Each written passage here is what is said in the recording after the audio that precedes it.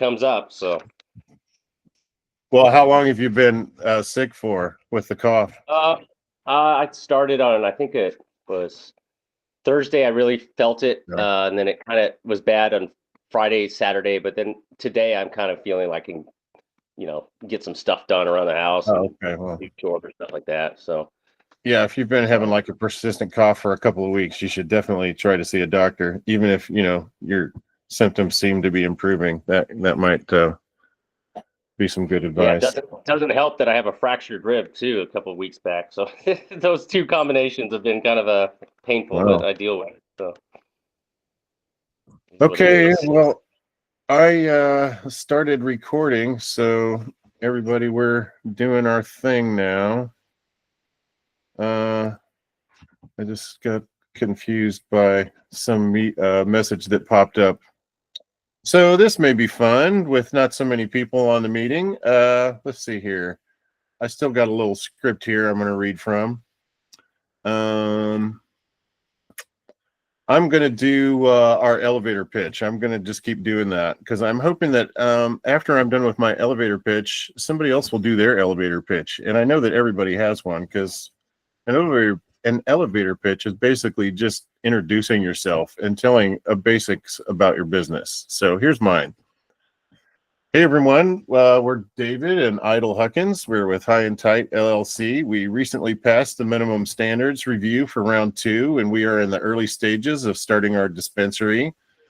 We'll be opening a dispensary in the Kansas City, Missouri area that will have some unique products and services such as high-quality cannabis products and private meeting areas. According to our market research, the cannabis industry produces a lot of waste, leaving consumers concerned about their environmental impact. We figured out a way to solve these problems by opening up a boutique dispensary, and we'll have the very best high-end products. We'll have private consultations by appointments to customers who might not want to discuss their cannabis needs on a sales floor packed with strangers. I know sometimes I don't. Even catering to the needs of our veterans. We'll have an amazing recycling program that no other dispensary has. If the stuff I was just talking about resonates with you in some kind of a way and you'd like to hear more, take my card and please follow up with me. I'd love to talk more about my business or give a detailed business plan presentation. Ta-da!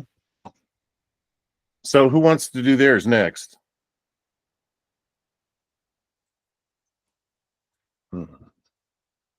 I'm sure everybody wants to do theirs next, and everybody's just having microphone problems. Pitch. I don't have a great pitch, being that my focus is growing, but I'll give it a go. So There my you name's go. Brenton, working with LLC Wirtz or LL Wirtz LLC, and we are in District 8 as a wholesale grower, looking to build our knowledge and to make a better product, primarily growing outdoors, looking to know who all of our local dispensaries are in order to build relationships and perhaps take it to a new level. We'll eventually be working on packaging that represents our product, and and that's about it for now before I start coughing. So Well done, very good. Can you tell me what kind of a grow operation are you going to have? Can you elaborate a little bit? I mean, that's beyond an primarily, elevator pitch, but I'm just being nosy. sure. We have been back and forth a little bit as to whether or not we're going to grow indoors or outdoors, but we've leaned towards outdoors. But that is wholly reliant on if we can get a lot of this done prior to spring, and we're kind of on a deadline on that. So if we can't get it by spring, we could open back up the option of trying to grow indoors, and that all really stems from trying to find a location. That has proved to be one of the most difficult parts of this. I know. So No, what's go ahead. that? I thought you were done. Please Oh, no, finish. no. Yeah, so we're kind of still looking for a place. And if we can get that perfect location in time, great. But everything's kind of in the air. I know a lot of those ones who get this license, oftentimes it's a 2-year process, and maybe we're being a little zealous by trying to get this going within the first year. So maybe we can do it, maybe we can't, but there's no harm in trying. So Yeah. I know a lot of people are talking about, starting small, like maybe not even being able to afford it like a full grow at first, doing an indoor, like only half capacity, or an outdoor grow to get started until some revenue can start being generated so that they can expand to a more elaborate, indoor facility, high-tech facility where you can have premium, higher product and more of it, hopefully, and Yeah, and regular there, harvests. That's a big draw to growing indoors. yeah. So, and that kind of leads me to my next topic there, which is if we can't find something to buy, we could always lease something, and so there's options available. We kind of want to tick down, go plan A, then plan B and plan C, and eventually one of those letters will hit. And but yeah, starting small. I mean, I think there's nothing wrong with that. There's pros and cons to it, so we certainly are considering that option. So Sure. Remind me what congressional district or area that you're in, because maybe someone on the call has, friends, family that live in that area that have something that would be a good fit for you. Just throwing that out there. sure, yeah, we're in District 8, and there's a lot of great places. Madison County, I went down there just today. A lot of it's underdeveloped, which is fine. It's just, you go to look at the place and it's sitting in between. It's sitting in between two mountains. You're like, oh, guess this isn't going to work. It's right in a valley, creek level. So there was lots of issues with that. But yeah, to answer your question, District 8 is where we're located. If you could follow up with me after this call, I might be able to put you in touch with some people. I appreciate that. That's Yeah. very kind. And David, not to steal all the thunder, have you, for your recycling at the dispensary, one of the biggest issues that I've seen recycling wise is the disposable vapes. Have you talked to Kyle over at Monarch? No, I haven't. Are they doing a recycling program with the disposables? Because that's a big concern. That's a big concern for consumers, and it They should be. sure are. And I'll send you the contact information for Kyle over Please. at Monarch Waste. Yes. Not only that, but also this impacts wholesalers as well. If you ever have recalled products or products on administrative hold and you have disposables, you can't simply just throw a lithium ion battery through a shredder or destroy that. You actually have to remove the battery first. So, all the wholesalers, probably have a lot on their plates already, and dedicating teams towards that versus just outsourcing it sometimes could be a big benefit. But I'll put you in touch with them. Please. Yeah, please do. Yeah, I know a lot of people that smoke have a private shame pile at home of like pins or jars, nice jars that, gee, I'm going to think of something to do with all these beautiful jars that I used one time.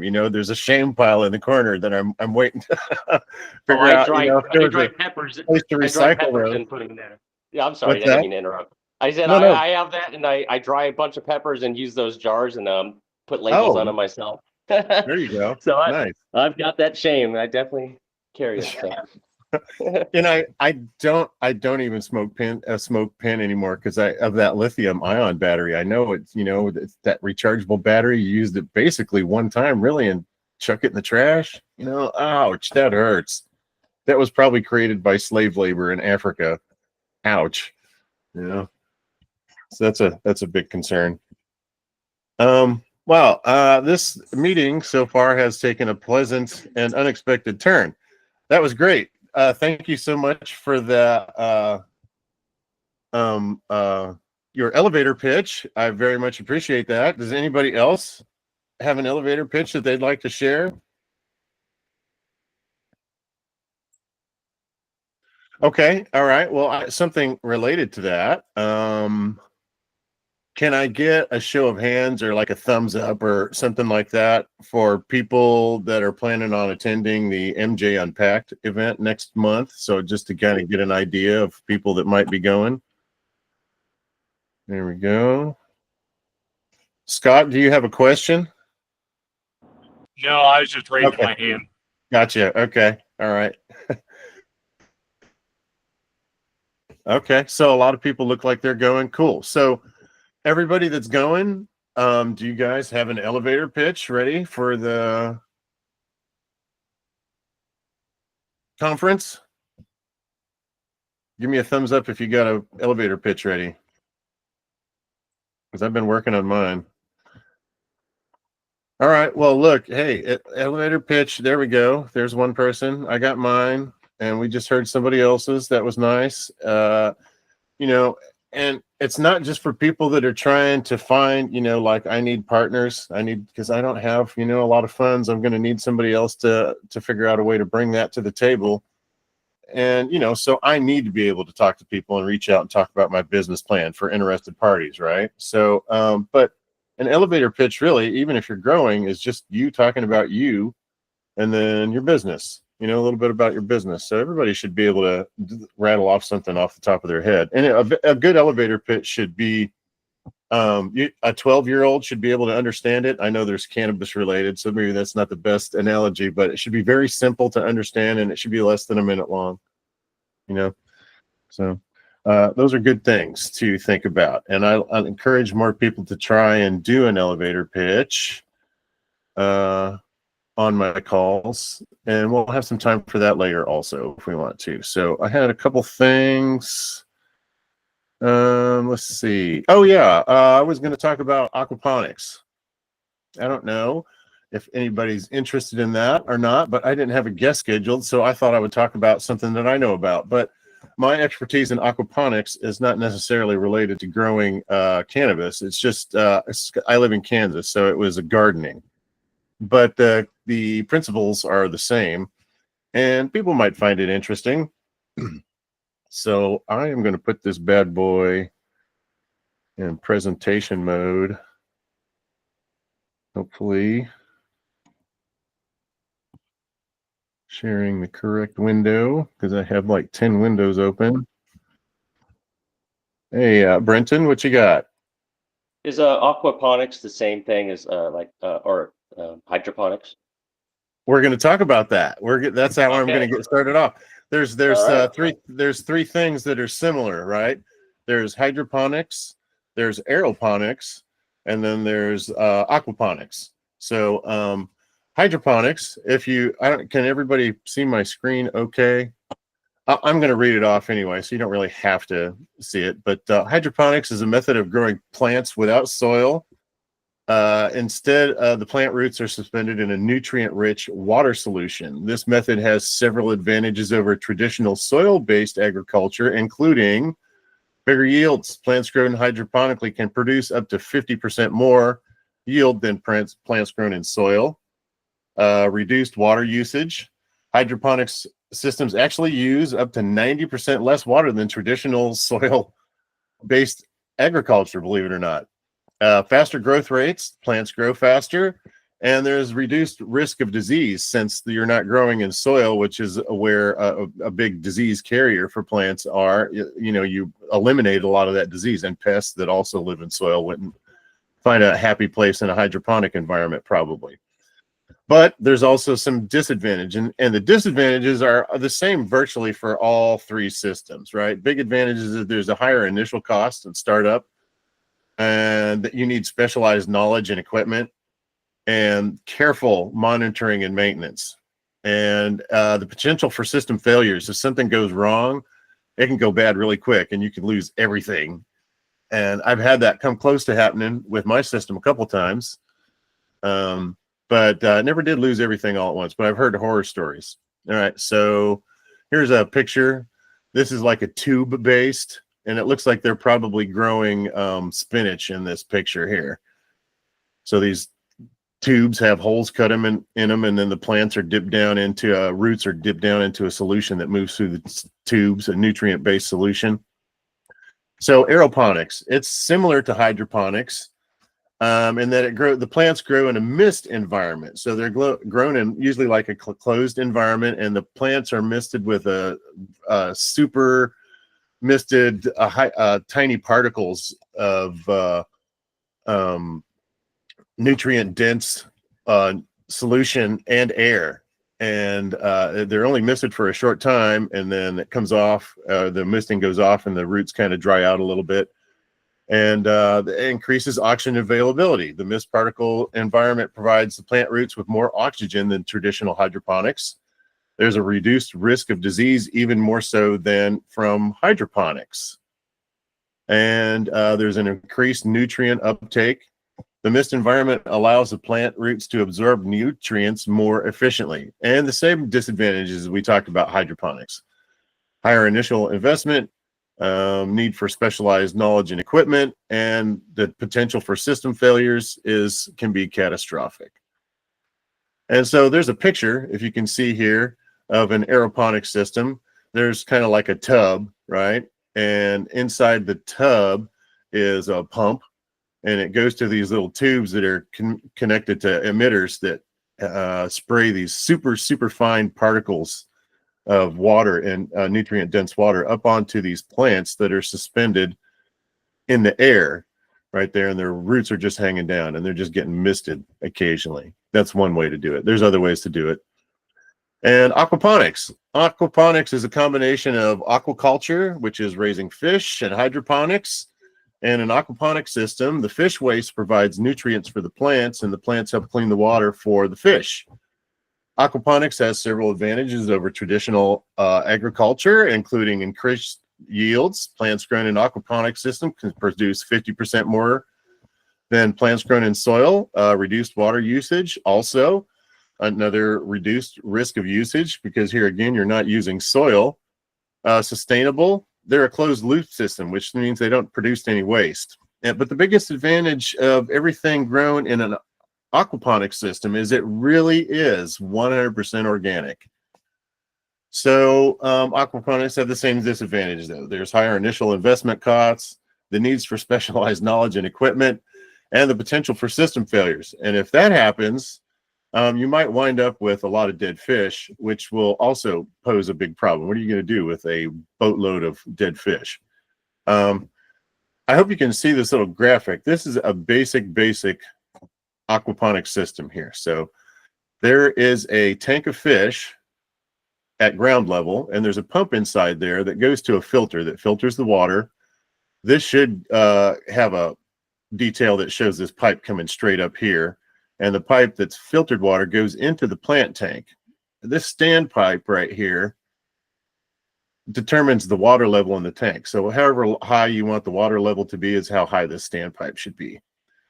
This is a raft system. So this is like something they're floating on top of the water here, like a piece of styrofoam, and there's little holes poked in here, and then seedlings are dropped in here. Or so you can also actually drop seeds and start seeds in this too, if you do it like the right way. And this is a really very simple way to do it, and it's very simple to the way I did it.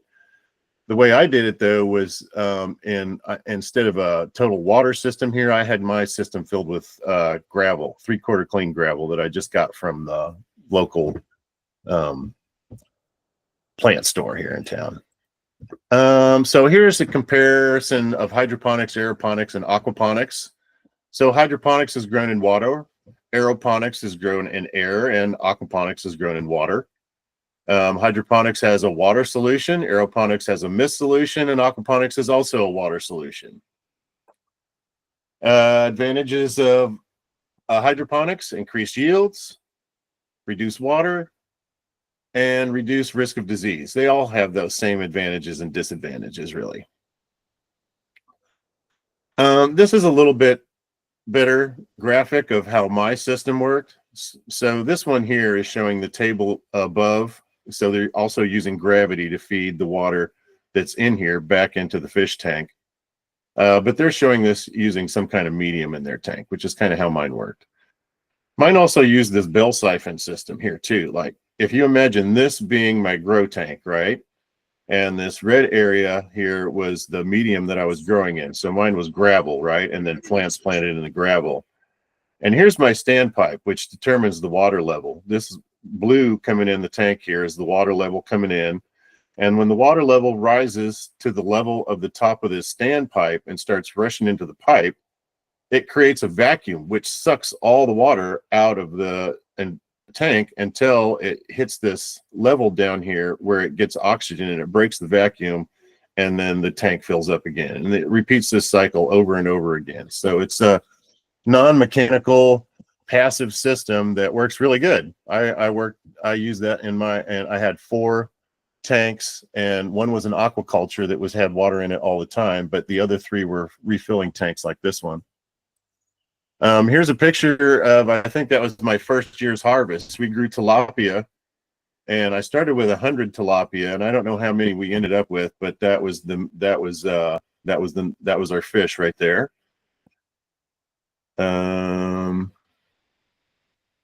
Here's a radish, a big radish that I found that grew in my aquaponics system that I was impressed with.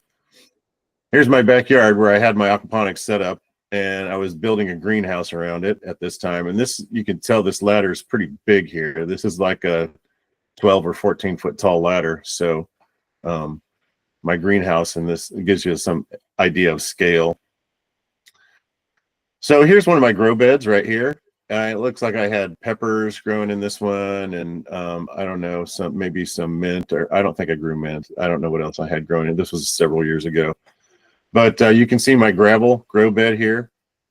And these are IBC totes that I cut in half. I built all this myself. I learned all this from watching. I got the interest for learning how to do this. I was watching some reality show where some preppers were raising tilapia in their swimming pool, in their derelict swimming pool in their backyard. And I was like, well, if these preppers can raise fresh fish, I can do it too. And that got me into learning about aquaponics, which I thought was much more interesting because of also the fresh vegetables and the closed loop system and the organics and everything of it.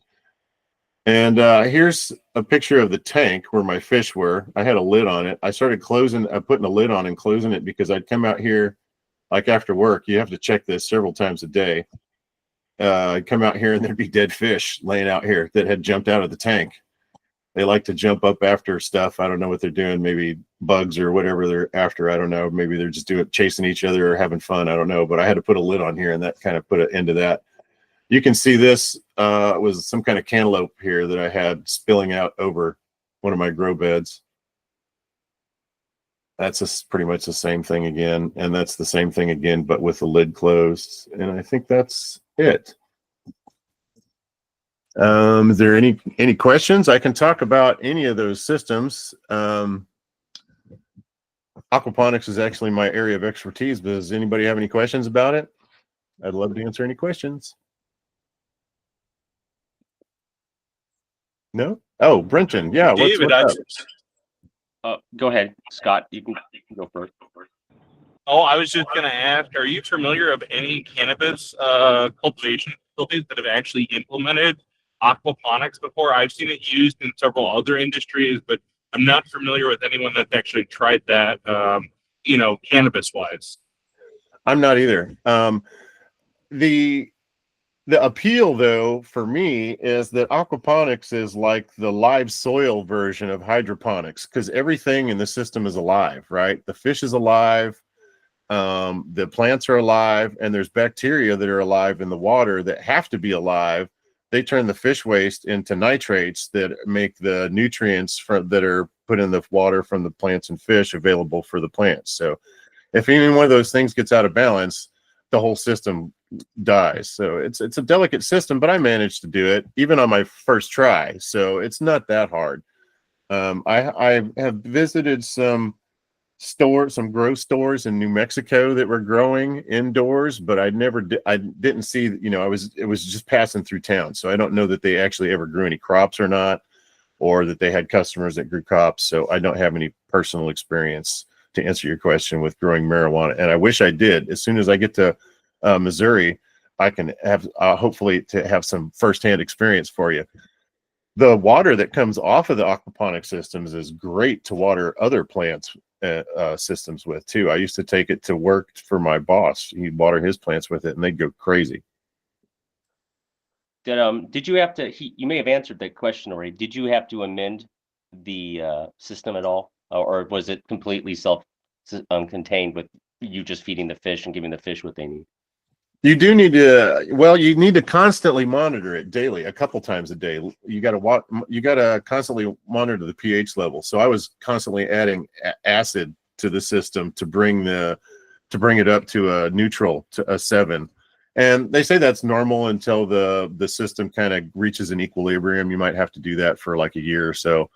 And so my systems never ran for a year because in the wintertime, the tilapia would die, and so that would cause everything to die. So I'd have to start over in the spring. But so did that answer your question? Yeah. So I mean, you were talking a moment ago about the hydroponics and the differences, and where the aquaponics is kind of a what's the word? Similar to the growing in the soil, and that everything's alive. So Yeah. you're not amending it with things that are certain chemicals. I guess the Oh, acid. right. Sort of Right. control. So I So it did has have to adjust the pH, and another thing that I had to adjust, not adjust, but a couple things I had to add was calcium. You have to add calcium. And in a small system like mine, I could just take some eggshells from some boiled eggs and put them in a little nylon bag and bury them in the gravel, and that would be enough to do it. And I'd have to swap that out every now and then, like every month or so. And another supplement that I had to add from time to time was chelated iron, which is not a nutrient that the plants actually used or needed for growth. And you could tell when the plants needed it because they'd start to turn yellow. They'd start to yellow a little bit.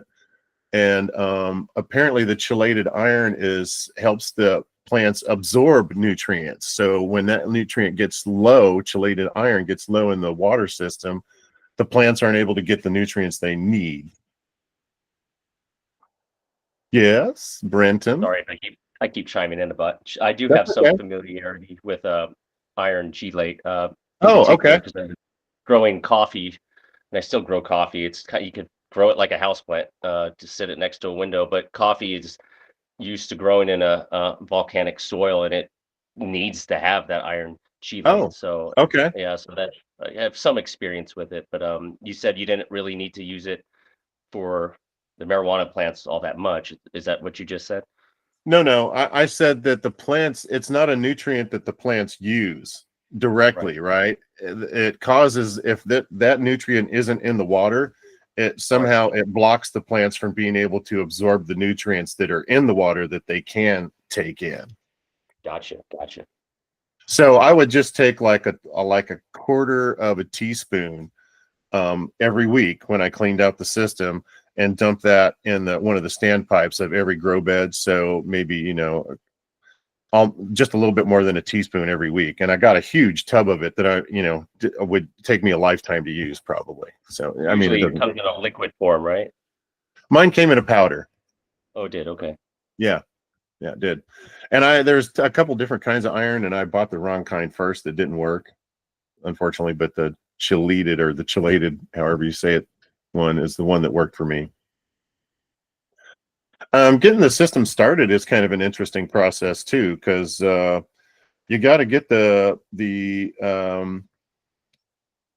nitrates and the bacteria going in there first before you can start adding your plants. You can add like organic fertilizers to get the seedlings going, but you really want the fish to be in there doing their business to get it started. And one way to accelerate that process is to add some ammonia. And I know some people actually pee in their aquaponics system or their hydroponic system or their aeroponic system to increase the ammonia in the system. But you can also just buy ammonia from the hardware store and add it. So then once you get the ammonia in there, then the bacteria break that down into nitrites. And once another bacteria breaks the nitrites down into nitrates, and once they're broken down into nitrates, then the plants can absorb those and use those as fertilizers. All the solids that you see floating around in an aquaponic system are not usable by the fish, because are not usable by the plants. All that stuff is not broken down enough. So if the water's cloudy and there's fish poo floating around in there, it's not doing anything for your plants. It's just clogging up the system. Wow, we spent a lot of time talking about way more than I thought. Anybody else have any questions? Okay. Well, let me see who's on the call. We got a lot of participation. Oh, wow. Way more than when we first started. Cool. Right on. Okay. I guess really now it's community involvement time. So let me turn off presentation mode. There we go. And let me get back to my script to see what I was going to talk about. I think I basically had some topics that I could suggest if nobody had anything that they really wanted to talk about. So does anybody have anything that they want to chat about tonight? If they don't, I'll just assume everybody's business is going perfectly and nobody needs help or questions answered about anything. I would love to share something with you guys. Hey, what's up? Luis, my buddy, what's up, man? What's up, man? I'm doing good. How are you? A lot better than I'm all last time we right. talked. Good. So, yeah, what's up? Alrighty. So one of the things that I kind of learned not so long ago on the hard way, I'm working with this rebate company when it comes to my lighting, and they at first they were kind of pressuring me. It's like, dude, we need to submit your application because half the rebates are going to be gone. And it turns out that October, if I'm correct, October 18th was the last date to submit your application to be able to get that full rebate from Evergy.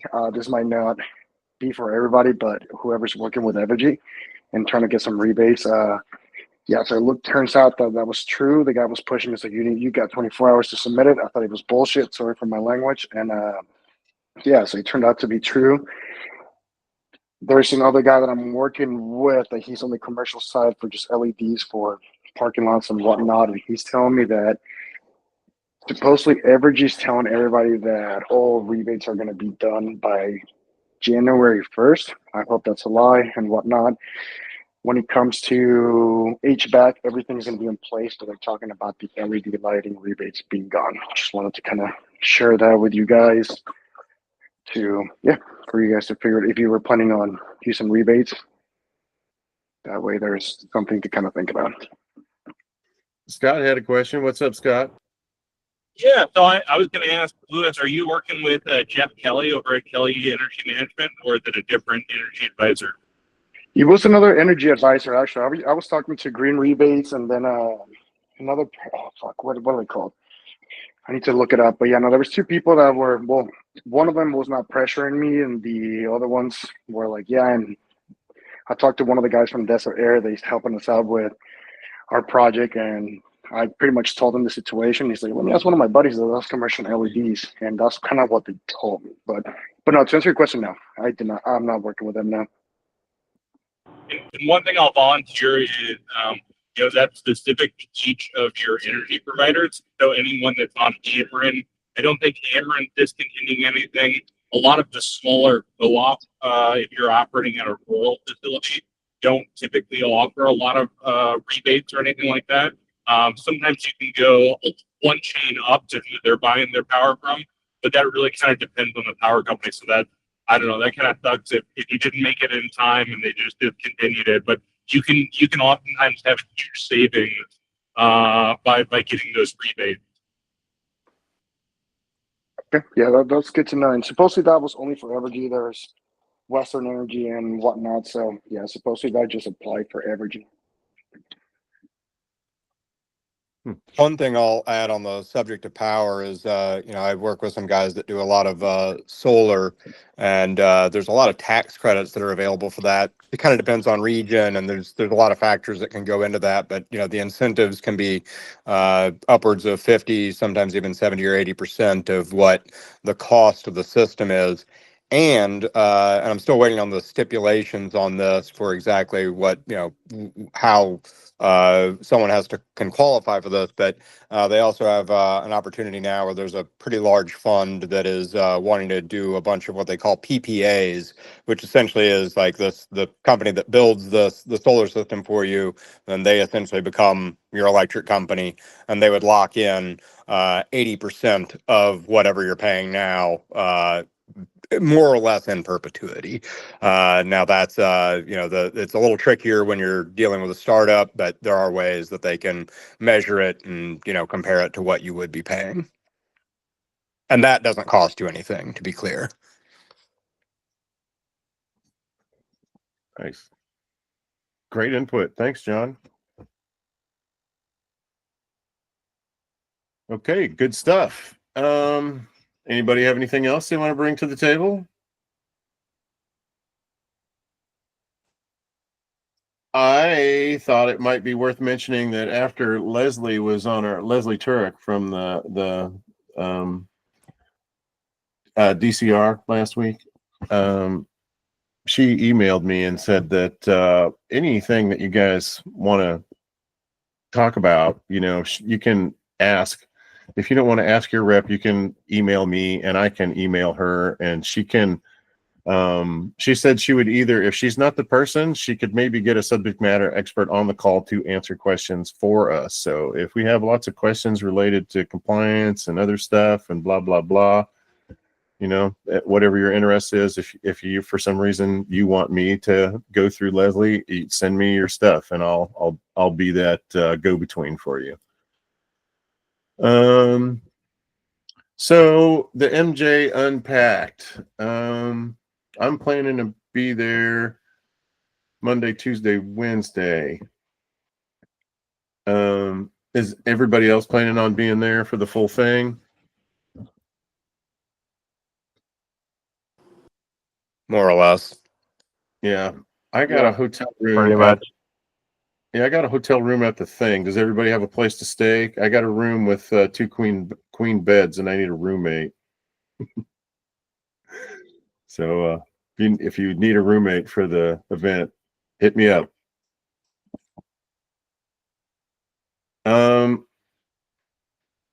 So yeah, I'm trying to be there I think there's a mixer or something Monday night, so I'm trying to roll into town early and attend that. Does anybody else go into that?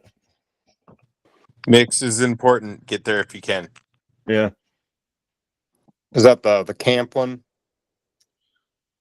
I'm not sure. I think it was there at the same place. I think. Maybe I'll have to look at. Maybe that's something I need to follow up on.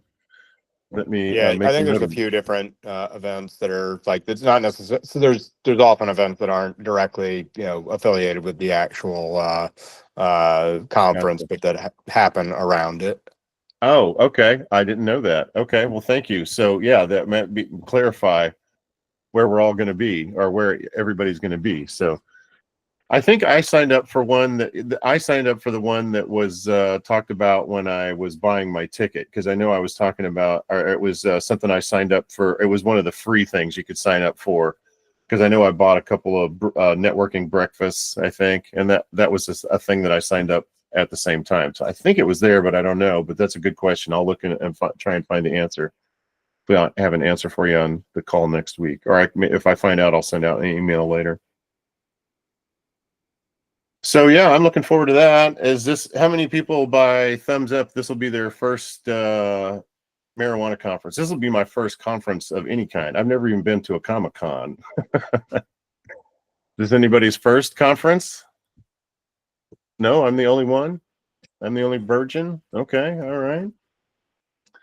How about we talked about MJ Unpacked. How about I'm sorry, did I just say MJ BizCon? Is anybody going to the MJ BizCon? Nice. There's one. Scott Woot's going. We're John supposed to Kane. be getting free tickets. Oh yeah, you're supposed to getting free tickets. Good luck. There I hope is a that- social equity application that John had that all of us, because we're micro businesses, should qualify for. If John wants to elaborate, that's fine. But a few of us on the call have already applied. Yeah, I applied and I already got rejected. That happens to me a lot. I'm starting to get used to it. Yeah, they already sent out the emails for the people that were approved. Nice. Weird. So maybe check your junk mail folder. Maybe if maybe it wound up there for some reason. I got mine I don't know, a couple of weeks ago, maybe. And along with that, they did. Why would they deny us? Offer a discount? It's supposed to be one per license. It was supposed to be simple. like no denial. I thought there was a limited number, like there was 100 or something Yeah. that they had. It was a limited number. It was based on your application, and they selected a 10-4. select few. 10-4. Thank you. But even in the denial letter, they gave like a 50% off discount or something. And it may have already expired, but if you reply to that lady that sent the discount, if you find it, she may still say, okay, well, I still got a code for you. Sorry you missed out. Because Their emailed discounts her. are valid, David. Their discounts are valid until I think 48 hours before the event starts. Well, this was for one that I Samantha thought was can gonna- provide the one for the MMBA, but it's 50% off. Oh, okay. All right. Yeah, the MMBA code is just for MJ Unpacked. We don't have a code for MJ BizCon. Yeah, the BizCon one was the one that I was just talking about, where the lady sent out a code, I think a discount code, where I got some money off. I think it was more money off for if you were a dispensary than a wholesale facility for some reason. But I don't know why. But anyway, I got my tickets at a discount. And she also gave me, I mentioned that I said, is this discount only valid for just me, or can my wife and I both get this discount? She said, no, it's only valid for the license holder.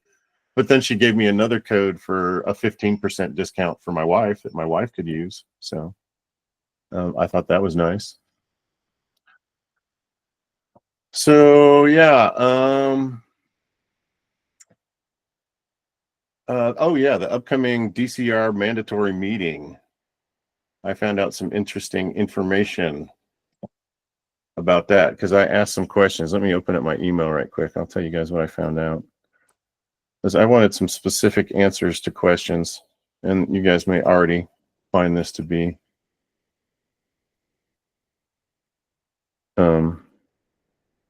Let's see if I can find, where did I get this up? Here we go, Caleb. So I emailed and said, where's my questions here? So I'm talking about the mandatory meeting, right? I'm talking to my rep and I said, can you elaborate on who is required to attend this meeting? A recent email from the DHSS says participation in microbusiness welcome meeting is mandatory for all new microbusiness licensees. So who is a licensee? That's my question. Is it mandatory for the license holder to attend, or only licensees who pass minimum standards allowed to attend the meeting? Who's allowed to attend? So he got back with me and said, I don't necessarily have to attend, but I should have someone associated with a license to attend. And if I had a good excuse, I could probably he'd probably make an exception. He said, as far as he knows, it will be anyone that got awarded a license, round 1 or 2, and even the ones who have not met minimum standards, as they still have a window to appeal the decision. So I thought that was interesting and may provide some clarity to the community. So I thought it was worth bringing up. David, may I? Of course. What do you got? The round 1 meeting in March was very beneficial. There's many people on the line that can talk about it. Scott, John, there's a few people on the line that could take about it. But I really felt like I walked away from that with a lot more information and a lot of clarity. And I highly, highly think every one of the round 2 winners should be there. Well, I plan to be there. I'm looking forward to it. Brenton? Yeah, I noticed that the deadline was yesterday at midnight. Is that correct? To register for the event? I'm not Yeah. sure. I registered a long time ago. Email your rep, they'll take care of it. Yeah. I emailed them. I intended to go, and then it totally slipped my mind that I need to register. So I just sent them an email almost immediately as soon as I found out about that registry date. So I'm crossing my fingers that I can get there with Jim. So.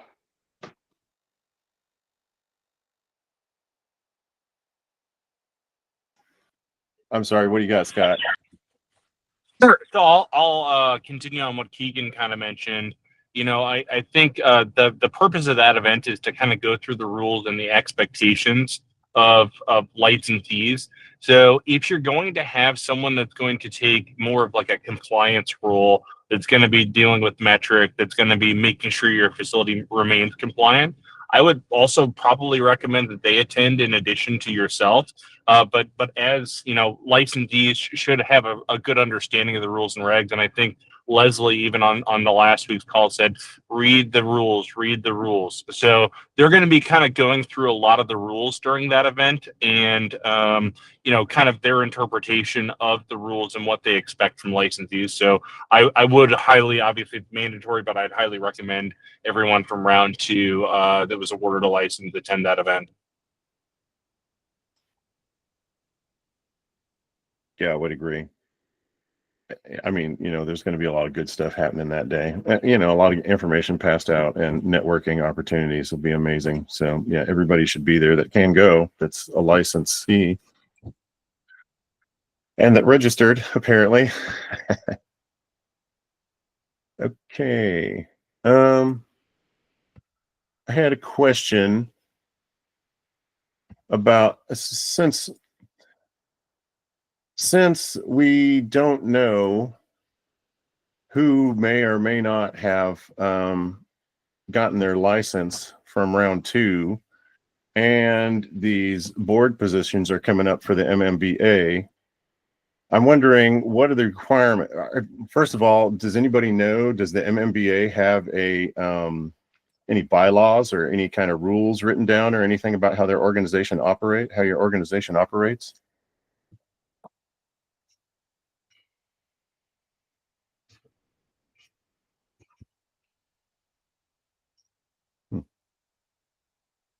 Interesting. Sam? Okay. Samantha? Samantha Bloom? Sorry, yes, I'm here. What was the question? Since we don't know, well, I'll get to that in a minute. Are there any bylaws for the MMBA? Are there any rules? We are working on that right now. We got, I want to say, a fourth, if not more, through those bylaws in our last board meeting. We have another one coming up, and we're hoping to get more the way through. Once we do, we will actually send those out to all of the micro businesses to look over and kind of give the thumbs up on and see if there's anything we want changed or addressed or that's not present in those bylaws. Do you know what the bylaws are going to say about who can be on the board or a chair? What are the requirements to be a board member? The requirements are to be a license holder, to not hold another board seat on another local board in the state of Missouri.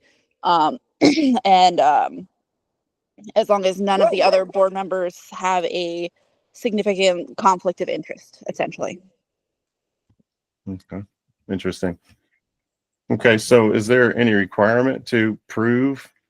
Because I mean, we just went through this thing where some licenses were denied, but we don't know whose licenses were denied. Is there any requirement to show proof for who if you're going to run for a board or that you're on the board, that you actually are a license holder? That is something we are discussing. We were going to circle back on due to all of the NOPRs that were released. My understanding when we left the conversation is that as long as you have a license, the vote will happen after the 30 days. So anybody that would be revocated will not be on, obviously, the voting sheet, but everybody will be able to vote unless your license is no longer active. Okay, so I think that's kind of maybe an important distinction to make too, between somebody who won a license in the Missouri lottery and maybe somebody that purchased a license, because that person may not even be a Missouri resident and may not have interests in Missouri. So I think that's an important distinction to make. We're Maybe not for me. gonna police who how they got their license per se. And if you have a license, you have a license, you're eligible. There's no need to sort all that out. We don't want to have to, do all that request stuff from the state and stuff like that. So Just hope that everybody does the honorable thing if they want to run, and whatever you feel comfortable with in running for it. Interesting. So when is I know you sent out an email. I think when did you say it was? It's next week where you're gonna, or next month, I say, where you're gonna let people announce if they want to run for a position. Bear with me. Let me pull up the dates. I don't remember off the top of my head. I was thinking it was the 12th for some reason, but that doesn't seem right.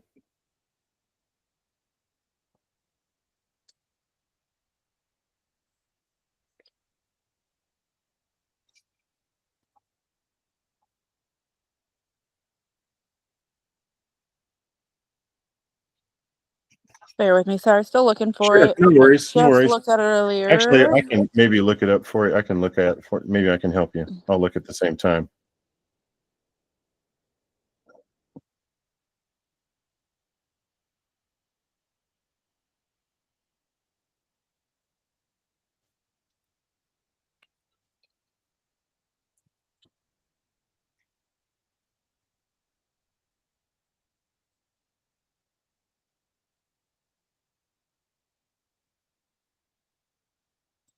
Let's see.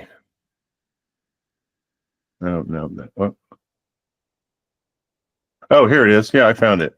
Okay, So perfect. October 17th through the 31st, nominations open.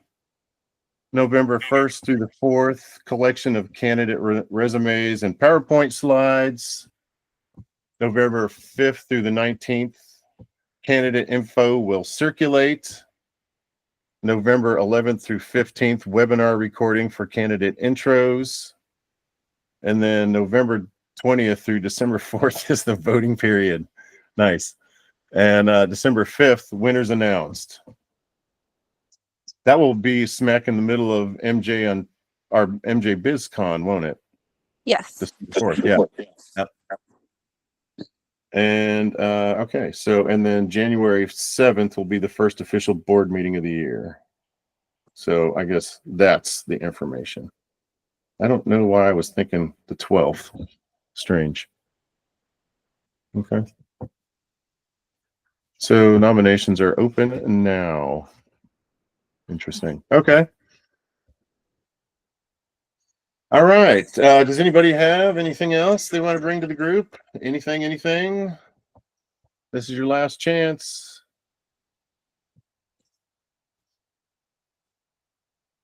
Going once? Anybody have anything? Going twice? All right, everybody. Well, thanks so much for everybody's participation. That was a great meeting. I guess one last thing before I let you guys go. I kind of like this format where I don't have guests. I mean, Samantha and John are doing a great job already of having guests, and I don't really need to reinvent the wheel. I was just kind of doing it because other people were finding value in it. Do you guys like the guests that I've had? Does everybody look forward to having guests? Should I have more guests, or let me go with that first. If you like having guests, thumbs up. There's a couple people. There's some more. All right. Well, I'll continue to try and get some guests. Also, in that same spirit, in that same vein, if you would like to be a guest, if you have some expertise that the micro business community would benefit from, not just that you grew some aquaponics, but maybe you actually grew some weed in some aquaponics. People want to know about that. That'd be great. If you have some expertise, I'd love for you to be a guest on the show. So we actually grow in aeroponics. So if you want the opposite side of it. I do. I was actually hoping that you guys might chime in while I was talking about it. So yeah, if you guys want to do a thing about aeroponics, yeah, you guys definitely, because I know your husband is a do-it-yourself whiz like I am. I mean, he cobbled together his system just like I did. I just kind of watched some videos and figured it out like a mad scientist. It's Yep, fun. exactly. Yeah. So, yeah. Do you think is Tony there? Is he agreeing to do a presentation? He is not with me at the moment, but I will okay. discuss it with him and get back to you. Okay. Seeing how I've never seen him participate on a call, I don't know if is he okay with? You think he's okay with being on a call? I'm not going to speak for him, but I can definitely ask him and Right. let you know what he has to say. Well, I could tell you for sure that if I asked my wife, would she want to be on the call? I can tell you for sure her answer would be no. I'd have to coax her to participate. Some people don't like talking on calls. Some people just like being a fly on the wall, and that's okay. Okay. All right. Well, if I asked you to call me after the call, please do. And if you have anything that you'd like to bring to me at any time, an idea for a call or a guest or whatever, call me anytime, everybody. Until next week, we'll see y'all later. Thanks, everybody, for the participation. Good night, everybody. Have a good night.